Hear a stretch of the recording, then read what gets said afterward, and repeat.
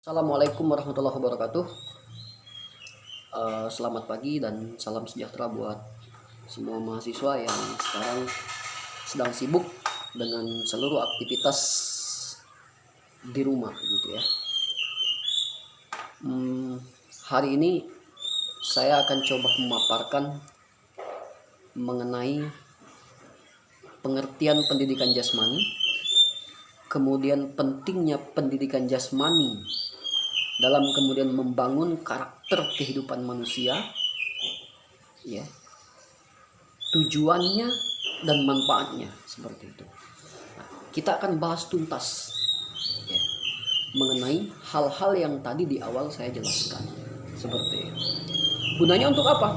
Untuk supaya kalian sadar kenapa kemudian pendidikan jasmani itu penting dan masuk pada kurikulum PGSD. Nah, kan gitu kan? Ada yang bertanya-tanya, ini kegunaan pendidikan jasmani untuk apa? Kok jurusan PGSD harus ada pendidikan jasmani? Nah, hari ini kita akan kupas tuntas itu, ya.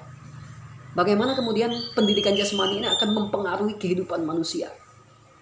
Akan menjawab amanat undang-undang dalam rangka mencerdaskan kehidupan berbangsa. Nah, itu kan amanat undang-undang kan? Amanat undang-undang dasar negara, undang-undang dasar negara Republik Indonesia kan? Mencerdaskan kehidupan bangsa dan negara, kemudian membentuk manusia seutuhnya. Nah, jadi gambaran ini yang kemudian akan kita bahas pada hakikat pendidikan jasmani tersebut. Nah, sehingga nanti kalian sadar, oh ternyata ini kepentingan pendidikan jasmani dalam proses pembelajaran di sekolah dasar. Nah, jadi itu pembahasan kita hari ini, ya.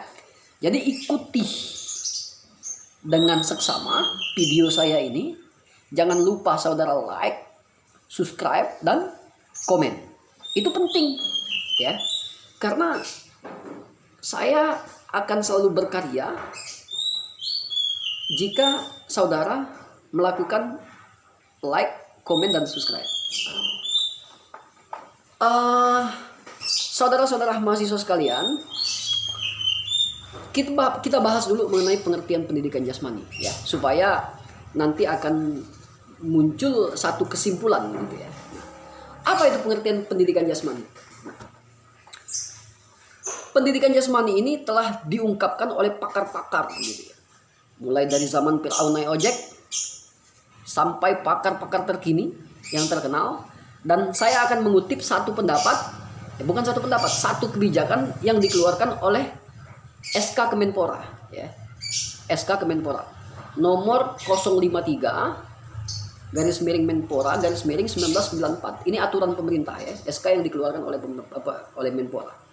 Nah, di situ dikatakan bahwa pendidikan jasmani itu adalah suatu proses pendidikan yang dilakukan secara sadar dan sistematis. Kita garis bawahi dulu ya. Satu proses pendidikan yang dilakukan secara sadar dan sistematis. Apa maksudnya secara sadar? Jadi dilakukan dengan tingkat kesadaran manusia. Ya. Nah, pendidikan jasmani tidak bisa dilakukan dengan cara tidak sadar. Karena kenapa? Ada aspek yang ingin dicapai. Nah, jadi secara sadar dan sistematis itu tujuannya nanti ada aspek yang ingin dicapai. Aspek apa itu? Yang pertama, dalam rangka memperoleh kebugaran dan kesehatan. Ini poin penting dari pendidikan jasmani, ya. Dalam rangka memperoleh kesehatan dan kebugaran. Nanti saya akan jelaskan kenapa orang itu harus bugar, kenapa orang itu harus sehat, ya. Kenapa siswa itu harus sehat, kenapa siswa itu harus bugar. Nanti saya akan jelaskan gitu ya. Nah, yang kemudian kedua, untuk memperoleh kecerdasan. Nah, ini yang banyak orang lupa bahwa salah satu tujuan pendidikan jasmani itu untuk memperoleh kecerdasan. Nah, nanti kita bahas secara fisiologinya gitu ya. Secara fisiologi kerjanya, bagaimana kemudian olahraga itu atau jasmani yang diolah itu akan mampu meningkatkan kecerdasan dalam manusia gitu ya, dalam manusia. Nah, kemudian yang ketiga, pembentukan watak.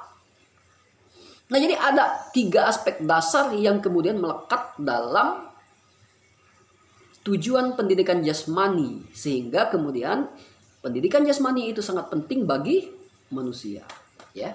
Oke. Ada pepatah kuno. Ini untuk memperkuat ya. Kenapa kemudian saya katakan di awal tadi bahwa pendidikan jasmani itu penting. Ya. Ada pepatah kuno, pernah dengar ini?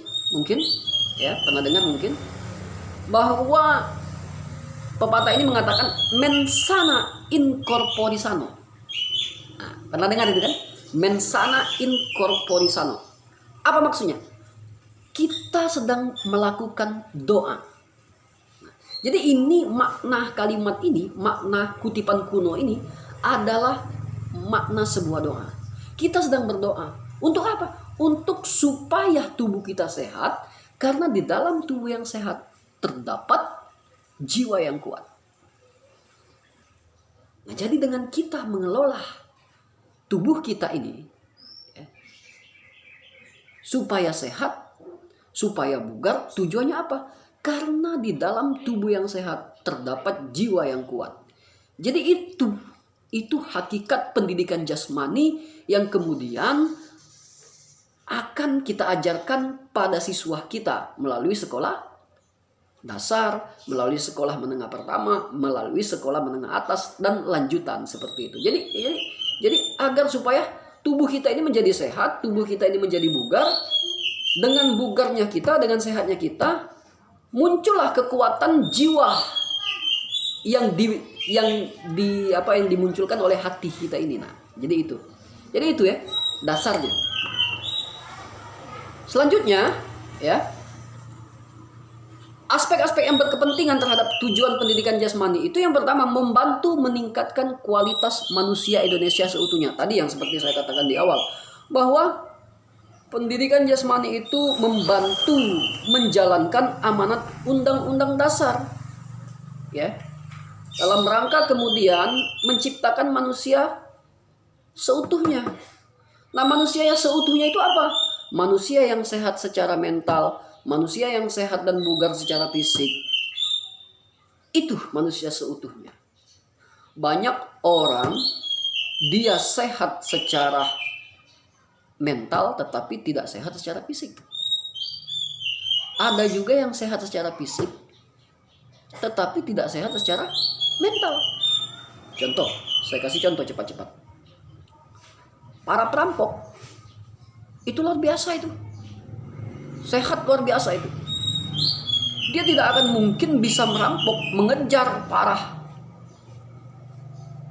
korban, mampu berlari secepat kilat. Kalau tidak sehat, tidak bugar, tidak mungkin itu. Tetapi ada aspek yang tidak terpenuhi dari dia. Aspek apa itu? Aspek mental yang bobrok. Nah, jadi itu. Sebaliknya, ada orang yang sehat mental, tetapi tidak sehat fisik. Banyak itu orang yang pemikirannya cerdas, orang yang jiwa sosialnya bagus, ya kan? Tetapi tidak sehat secara fisik. Kelebihan berat badan, kolesterol nunggu, jantung nunggu. Ini enggak enak juga ini. Nah, jadi salah satu aspek pendidikan jasmani yang kemudian diajarkan melalui siswa SD, SMP, SMA adalah bagaimana caranya membantu manusia dalam menciptakan kualitas kehidupan seutuhnya. Nah, jadi itu ya. Nah, kemudian penekanan tujuannya. Penjas menekankan pada pembinaan perilaku hidup sehat. Jadi penjas itu nanti mengajarkan siswa untuk berlaku hidup sehat dengan menganut prinsip pendidikan melalui jasmani. Jadi itu dasarnya, ya. Nah, selanjutnya tujuan selanjutnya yang tadi saya katakan di awal, ya, bahwa pendidikan jasmani mampu meningkatkan kecerdasan otak anak. Nah, ini banyak orang yang kemudian salah persepsi, ya, sehingga kadangkala ada beberapa guru yang membandingkan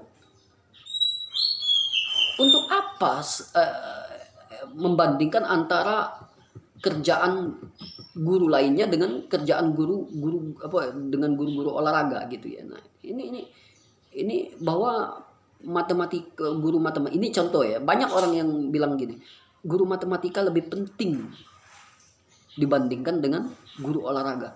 Ini salah mahasiswa.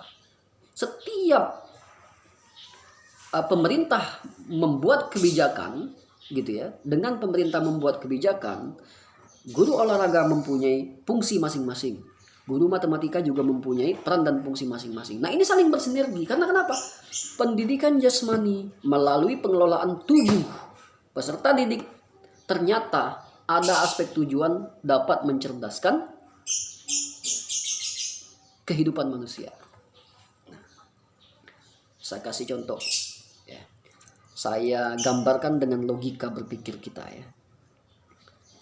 Cristiano Ronaldo, kalau dia tidak cerdas, untuk menendang bola dari jarak yang cukup jauh menuju sudut yang sempit, itu tentu tidak akan bisa. Jadi kecerdasan otak yang bermain di situ. Begitupun dengan siswa. Sebetulnya berdasarkan beberapa penelitian gitu ya, rata-rata siswa yang bugar memiliki tingkat kecerdasan lebih tinggi dibandingkan dengan siswa yang tidak bugar. Nah, ini penelitian. Nah, nanti kalian mahasiswa untuk nyusun skripsinya arahkan seperti itu. Bandingkan nanti, buat eksperimen, kelompok eksperimen antara siswa yang bugar dengan yang tidak. Nah, mana yang lebih cerdas pelajaran matematika? Mana yang lebih cerdas pelajaran bahasa Indonesia? Nah, eksperimenkan seperti itu. Ya. Nah, sekarang saya akan bahas secara fisiologi. Kenapa kemudian dengan tubuh yang bugar itu akan mempengaruhi tingkat kecerdasan manusia? Ya. Dengan tubuh yang bugar akan mempengaruhi tingkat kecerdasan manusia. Atau begini, ini ya. Ini ya. Saya kasih gambaran cepat-cepat. Orang yang bugar, ya, siswa yang bugar itu mampu membuat nilai matematikanya menjadi besar. Kenapa coba? Nah, ini kita bahas secara fisiologi ya. Saya kasih pengantar dulu itu. Nah, kira-kira ya. Mengapa siswa yang bugar akan memperoleh nilai matematika yang besar? Atau nilai bahasa Indonesia yang besar? Atau nilai fisika yang besar? Atau nilai, kalau di SD, nilai berhitung yang besar? Nah, kenapa coba? Nah, ini perlu kita jawab secara fisiologi. Gitu. Ya, secara fisiologi. Karena tadi, hakikatnya di awal saya jelaskan bahwa pendidikan jasmani akan membangun kecerdasan manusia. Nah, ada sesuatu yang di dalam tubuh kita ini nanti bekerja. Ya. Nah, sekarang kita tinjau dari analisis fisiologi.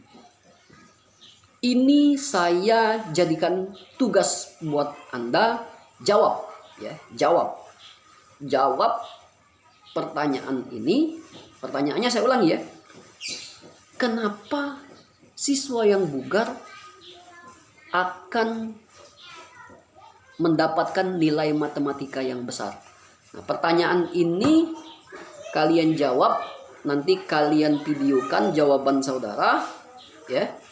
Lalu kalian kirim melalui Classroom linknya, ya. Seperti itu. Nah, untuk hari ini cukup itu dulu pengantar kita, ya. Sebelum nanti minggu depan kita lanjutkan dengan pembelajaran-pembelajaran lain. Jadi hari ini tujuan dasar pembelajaran kita, saya cuma ingin kalian memperoleh keterangan yang lebih jelas mengenai apa itu pendidikan jasmani. Sehingga nanti tidak menerawang gitu ya. Kenapa kemudian kurikulum ini berada pada siswa, harus diajarkan pada siswa seperti itu. Nah ya, itu mungkin hari ini. Dan jawabannya saya tunggu. Jangan lupa like, komen, dan subscribe. Link jawaban saudara melalui YouTube kirimkan pada media Classroom. Terima kasih. Saya Heri, wassalamualaikum warahmatullahi wabarakatuh.